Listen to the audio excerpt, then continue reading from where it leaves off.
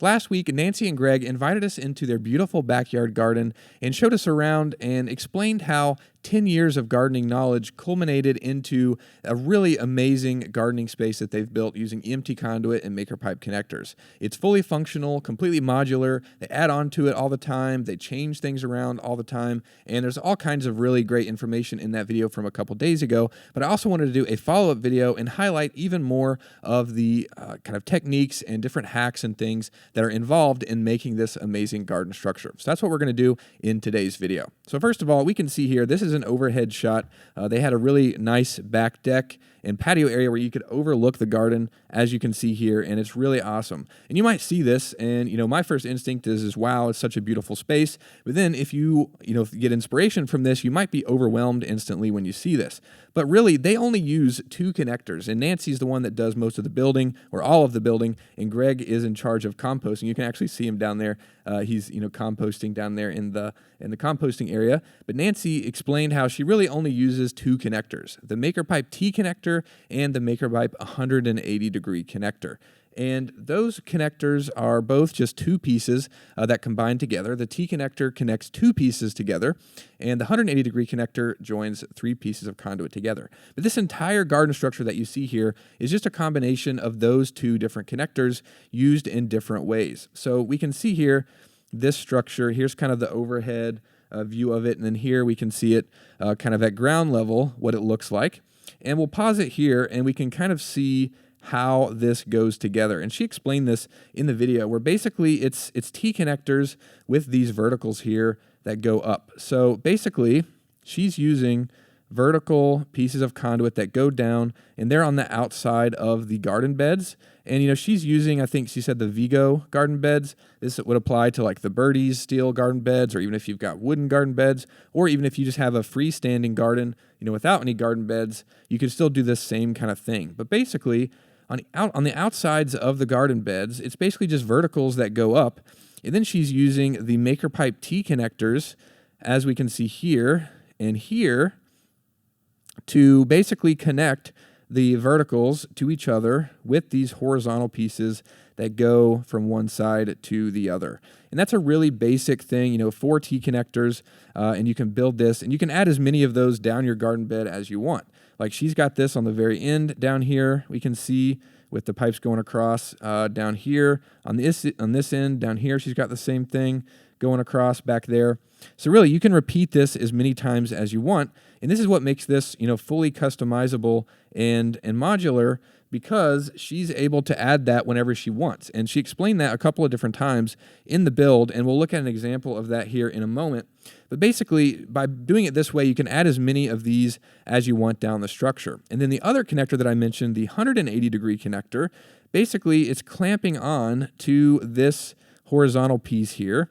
It's clamping around it, and then the 2 pieces that are basically being extended out of it, those terminate in the connector there. So really, you can add those on at any point to extend this. And that's basically how she's creating these support structures to hold up the cattle panel, which she's using a lot of cattle panel. And she actually explained the difference between cattle panel, hog panel, and goat panel, which was really new information to me. And it's great information. She was just explaining the difference in the cost and how it looks. And basically, she chose cost effectiveness and functionality over aesthetics. But I mean, it's a beautiful garden structure and a beautiful garden. So, I don't think she compromised much in that regard.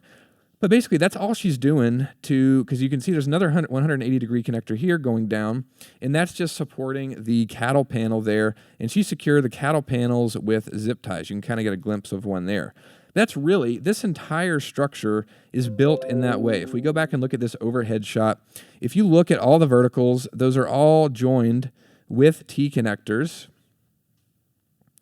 and they basically have these going across. And you can look all over her garden and see that same kind of design, where there's basically just vertical pipes on the outside of the garden bed, and then pipes that go across with the T connectors. She did that all the way around all the garden beds. You can see that all over the place, and that's the same kind of design.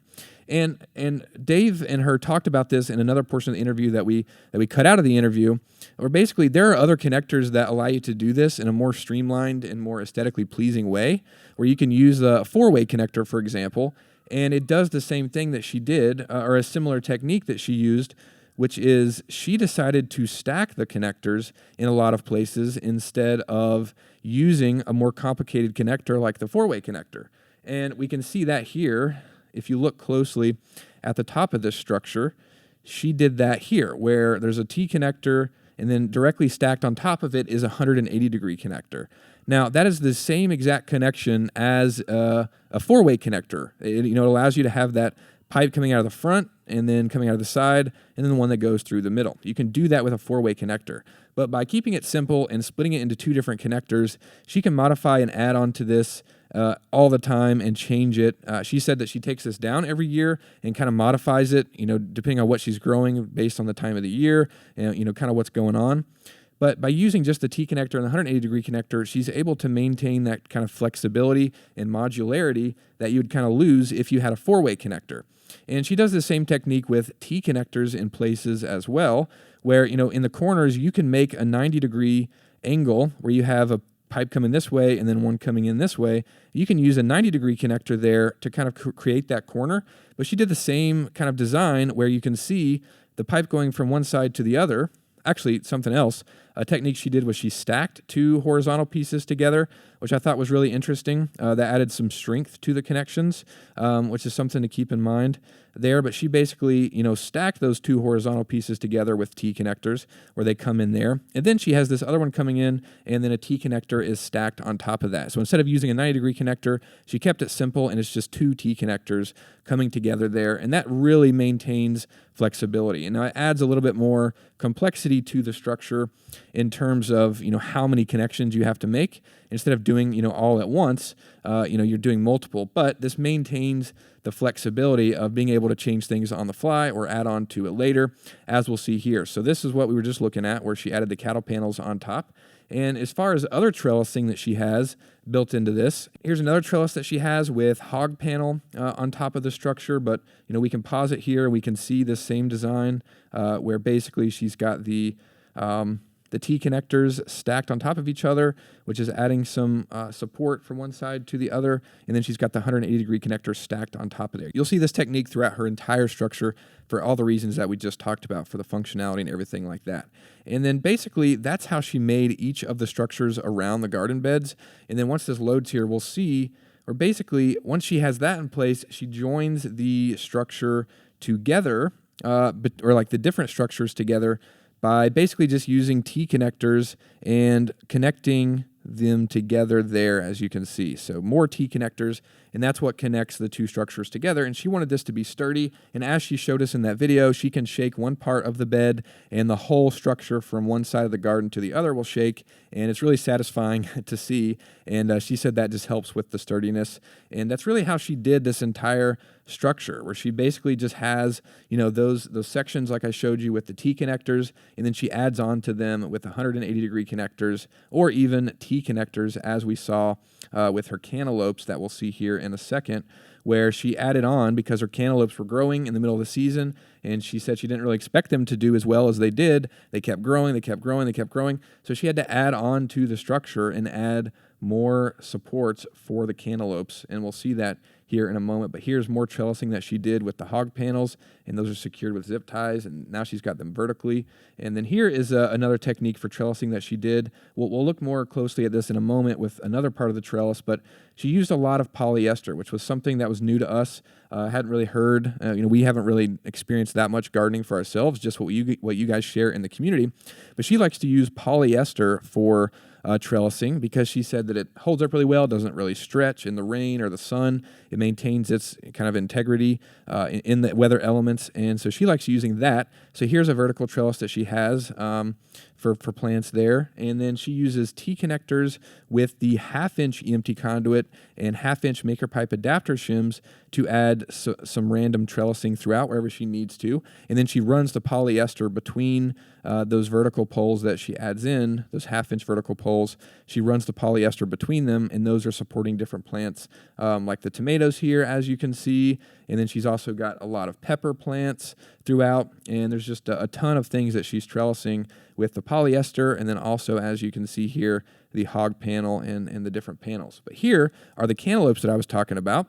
And she added this trellis first here, but it turns out that they were growing so much, they went up, so she added on this section. And she explained in that video that she just added a couple more rebar stakes in the ground. That's how she secures these in the ground. She hammers rebar stakes in the ground and then just slides the empty conduit over top of it. That works great for anchoring the bottom of builds like that and just kind of helps prevent horizontal movement. So she just added a couple more rebar stakes in the ground, and then using T-connectors, she just grabbed onto the structure that was already existing and then added this new rectangle, zip tied some hog panel on top of it, and then now she's got an extension of her cantaloupe trellis, and she can keep going with her cantaloupe growing and take advantage of how well they were doing in the garden. So that's really cool, and that's a lot of the B-roll footage that I wanted to highlight. But here we can see some photos that she shared, and there's some really helpful things in here. This is where she said the 10 years of gardening knowledge really came in handy because she kind of knew what she needed to create once she put in her garden bed. So she shared a lot of great photos of kind of how this has transformed and changed over the years, and shared a lot of great photos. Here it is in construction. She said that she's had shade cloth attached to it. You could leave those cattle panels up, or you could just add sunshade in place of the cattle panels, combination of both. But we can see here some really great photos of some different forms that these garden structures have had over the last couple years. And it's really awesome to see just the different things that she's been able to do. And she, keeping that modularity and functionality as kind of the core, core concept that she's keeping in mind while she's growing things in her garden, has really allowed her to customize this to be exactly what she needs. And there's just so much great information that she shared. And these are all from an album that she has on her Facebook where she posts regularly. She kind of as the garden grows and as she updates things, she, shares that album. So I'll link that down below so you can check out and see new things that she adds over time. But there's a lot of great information, like I said in that video a couple days ago. But I wanted to just highlight some more of the things because there's just so much valuable information that if you're doing any kind of gardening at home, I think you can learn a lot from Nancy and her garden. And so I just wanted to take some more time to highlight some of those things because it's just really awesome and just a really beautiful space and just highly functional and modular and totally custom, and just a really great example of what's possible when you use MakerPipe and EMT conduit. She was really happy that she was able to do this. She said she's getting older and it can be more challenging to build things, and that's why she likes EMT conduit and MakerPipe, which is really awesome to hear. And it's really cool to see some of our stuff incorporated into a really awesome and functional garden like this. So thanks so much, Nancy and Greg, again for inviting us in your backyard. Hope you guys learn some things from this video and from that walkthrough with Nancy. Thanks to everybody for watching. If you like this video, leave a like and consider subscribing. We post videos weekly. Thanks so much, everybody. We'll see you in the next one.